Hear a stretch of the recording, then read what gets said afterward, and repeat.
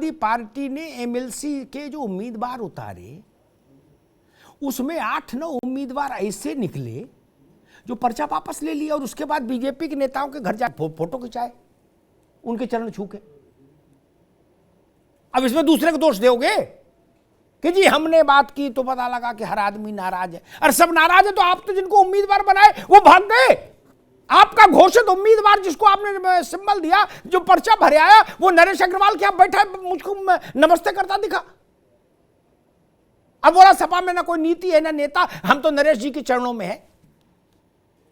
ऐसे 9 एमएलसी का चुनाव छोटा था, वहां के लिए ढंग का आदमी चुनते। फिर दोष दोगे कि भाई बीजेपी वाले ऐसा करते। ये बात कांग्रेस को भी समझनी चाहिए और मेहंदी साहब की पार्टी को भी समझनी चाहिए। जिनको ढूंढ के आप लाते हो चुनाव लड़ने के लिए, वो इनके चरणों में जाके फोटो खिंचा रहे और फेसबुक पर डाल रहे करे जिंदाबाद जिंदाबाद। तो कहीं तो संकट है। कैसे नवरत्न चुनते हो? इसमें बीजेपी का दोष है क्या? और मैं कभी इस बात को नहीं मान सकता, चाहे कोई कहे कि जनमत जनादेश किसी भी तरीके से गुमराह करके दंड से फंद से हासिल किया जा सकता। No no never. अगर ऐसा संभव होता तो इंदिरा गांधी जैसी महाप्रतापी राजनेता अपने पुत्र समेत नहीं हारती चुनाव। सरकार में थी जब वो चुनाव हारी, विपक्ष में नहीं थी। जिसको देखो सब बोल देते ना, अरे चुनाव हम जानते। भैया वो क्या खेला, और क्या खेला हुआ भाई? खेला हुआ और मायावती सरकार में रहते हुए चुनाव हार गई। खेला हुआ अखिलेश यादव चुनाव सरकार में रहते हुए चुनाव हार गए। खेला हुआ मुलायम सिंह सरकार में रहते हुए चुनाव हार गए। नहीं, ममता बनर्जी कहती थी लेफ्ट पार्टीज ने बंगाल में पॉलिटिकल रिगिंग, साइंटिफिक रिगिंग का नया इजाद किया है।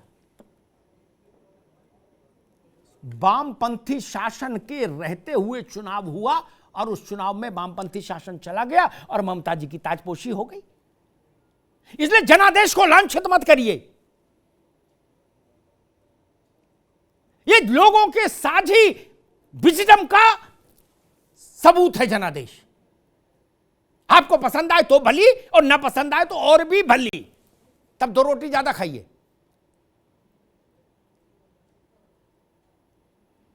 जनता अपना जनादेश अपने अंदाज में देती है।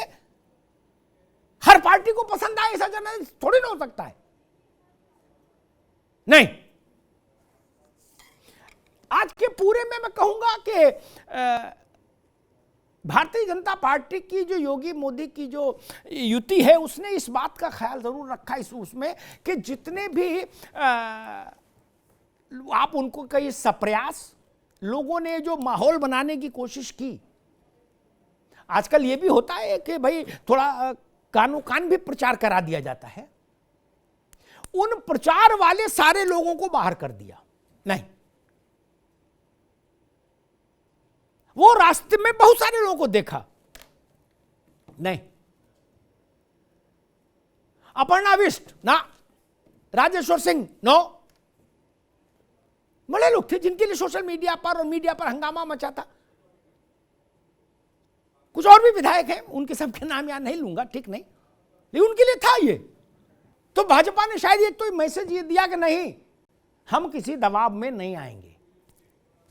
जातियों का समन्वय संतुलन है, उसमें कोई छेड़छाड़ नहीं है, बल्कि पहले से थोड़ा और बेहतर हुआ है। पिछड़े वर्ग को तवज्जो ज्यादा है, जाटों को भी तवज्जो है। भूपेंद्र जी मुरादाबाद से भूपेंद्र हैं, लक्ष्मी नारायण चौधरी लक्ष्मी नारायण हैं मथुरा से, वो सब चीजें हैं वहां। लेकिन क्षेत्रीय संतुलन है इस मंत्रिमंडल में, और मैं मानता हूं भाजपा को इसमें देखना चाहिए। क्षेत्रीय संतुलन भी बहुत जरूरी है, छोटी चीज नहीं। बुंदेलखंड अक्सर उपेक्षित रह जाता है। क्यों? 19 सीटें हैं ना वहां, चुनाव प्रचार के लिए जाते हैं ना वहां हम लोग, पार्टियां, तो उनको नहीं मिलना चाहिए उस पिछड़े इलाके को। और भाजपा के साथ एक संकट है, ये संकट उसको झेलना पड़ेगा आर के मिश्रा जी आपको। शाहजहांपुर प्रधान से लेके और मेयर से लेके लोकसभा से लेके और विधानसभा तक सब आपकी, क्या ऐसे 25, 26, 27 जिले हैं क्या जहां सब कुछ आपके पास है क्या? और उत्तर प्रदेश में जिले हैं 75 और संख्या हो सकती है अधिकतम कानून के मुताबिक 60। तो ये संकट तो फंसेगा। लेकिन हां, फिर भी क्षेत्रीय संतुलन भी एक बड़ा विषय है। और अभी एमएलसी के भी इस वर्ष में मेरे ख्याल से कई सीटें रहेंगी। भाजपा के पास अवसर होगा, जिन लोगों को उसने अभी फिलहाल बीआरएस दिया है, वनवास दिया है या ड्रॉप किया है, उनमें से छांटबीन करके कुछ लोगों को वहां समायोजित करके संगठन में लाने की। और दूसरा एक भाजपा के पास अवसर रहेगा कि कुछ को 2024 के चुनाव की तैयारी के लिए कह सके कि चुनाव लड़िए, चुनाव लड़के आइए, तो फिर दिल्ली चला जाए। बहुत सारे सीनियर मंत्री हैं इस जो ड्रॉप हुए हैं, उनके लिए मुझे ऐसा लगता है बेबी रानी मौर्य को लाकर, हालांकि बेबी रानी मौर्य के लिए चल रहा था कि डिप्टी चीफ मिनिस्टर बना के भाजपा एक संदेश देना चाहेगी, क्योंकि वो जिस वर्ग से आती हैं वो वर्ग और उस वर्ग में भी वह जाति राजनीतिक तौर पर महत्वपूर्ण है। वो दलित वर्ग में जाटव समाज से आती हैं बेबी रानी जी, पढ़ी लिखी महिला है। तो ऐसा भी माना जा रहा था कि भाजपा मायावती जी भी उसी वर्ग में उसी जाति से हैं, बेबी रानी मौर्य को वहां पर लाके इंस्टॉल कर सकती है। लेकिन मुझे लग रहा है कि बेबी रानी मौर्य को चूंकि कैबिनेट के रूप में, मंत्री के रूप में इंजेक्ट किया है, तो बीजेपी उनको प्रमोट करेगी और आने वाले समय में अगर वो ठीक से परफॉर्म करती हैं तो वो भाजपा का दलित राजनीति का चेहरा हो सकती है। उसकी कोशिश, उसकी शुरुआत बीजेपी ने की। और बहुत सारे लोग आप देखेंगे, नरेंद्र मोदी का एक संदेश ये भी था कि ऐसी कैबिनेट बने, उसमें बड़ा भाग ऐसे लोगों का हो जो आने वाले 25-30 साल तक सक्रिय राजनीतिक जीवन जी सकें और पार्टी की second line of leadership develop हो सके, बन सके। बेबी रानी मौर्य जैसे बहुत सारे लोग उसी का हिस्सा हैं। और जो बात ए.के. मिश्रा कह रहे हैं बिल्कुल ठीक बात है। हम लोगों को, यानी समीक्षकों को लग सकता है कि अब इनका क्या होगा और उनका क्या होगा, लेकिन जैसे 70 के दौर की इंदिरा जी को इस बात की चिंता की जरूरत नहीं होती थी, वैसे आज के दौर के नरेंद्र मोदी को भी नहीं है कि वो क्या सोचेंगे और ये क्या सोचेंगे।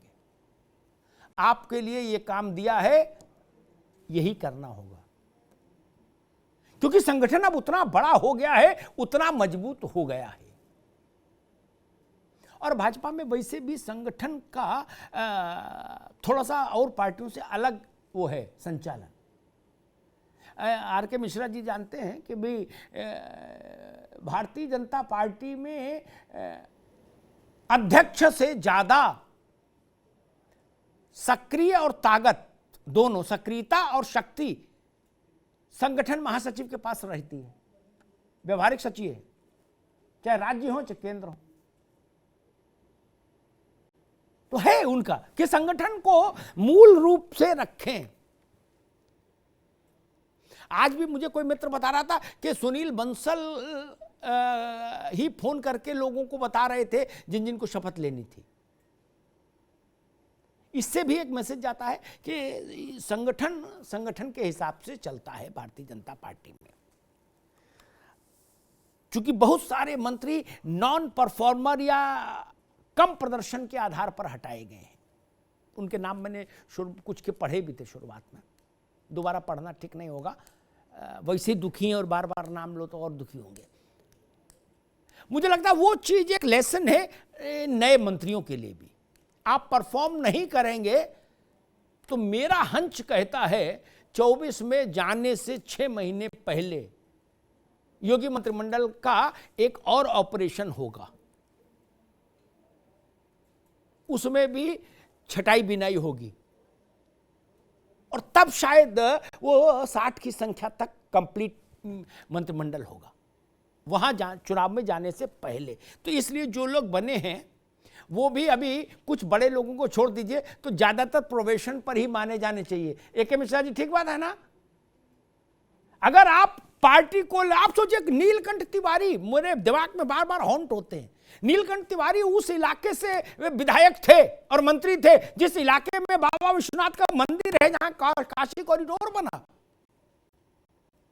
लेकिन उनकी गति देख के पार्टी को लगा कि ना इनको विदा करो भैया, ये नहीं मंत्री रह सकते, और उनकी दयालु जी को ले आए। दयालु जी किसी हाउस में नहीं।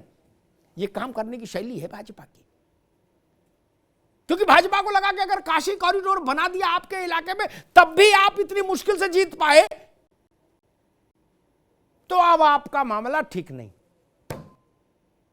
ऐसा फैसला लेने का साहस भी नेतृत्व में बहुत मुश्किल से होता है। और मैंने दो ही उसमें देखा अपने पत्रकारी जीवन में, इंदिरा गांधी में और नरेंद्र मोदी में। अन्यथा सारे बीच के सारे राजनेताओं को मैंने समझौता करते देखा है पार्टी चलाने में और सरकार चलाने में।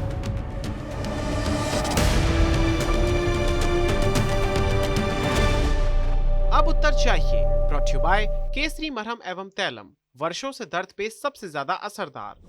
And Prayag PTMT bath fittings and accessories, quality बेमिसाल, लिख के ले लो।